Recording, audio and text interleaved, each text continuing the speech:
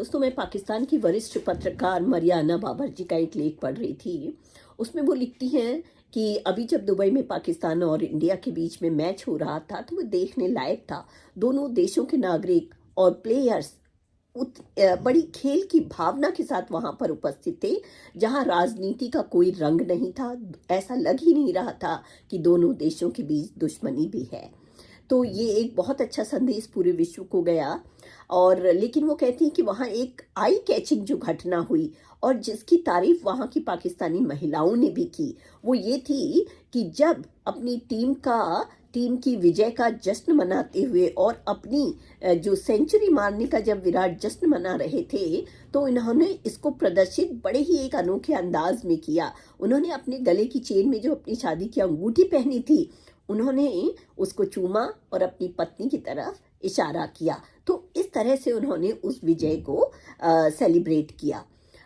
और मरियाना जी कहती हैं कि ये स्टाइल सिर्फ विराट का हो सकता है, क्योंकि खेल के मैदान से बड़े आत्मविश्वास के साथ ये कोई और नहीं कर सकता है। तो दोस्तों, कहने का मतलब है, मैं इस बात को यहाँ जिक्र इसलिए करना चाहूँगी, मैं एक दिन किसी को सुन भी रही थी कि आप किसी भी बड़े काम को करने जाते हैं, किसी नए कार्य की शुरुआत करते हैं, तो आप अपनी पत्नी की सहयोग और उनकी विशेष लेना कभी भी मत भूलिए।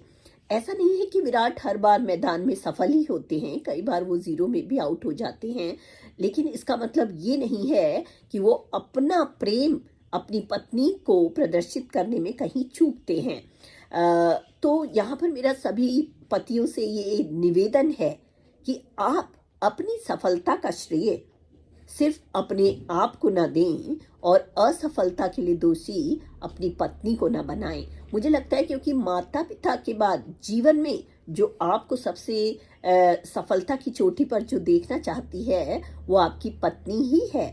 हो सकता है ये उसका स्वार्थ भी हो सकता है कि शायद वो आपके द्वारा अपने आप को उस सुख को देना चाहती है या अपने बच्चों के लिए सारी सुख सुविधाएं जुटाना चाहती है।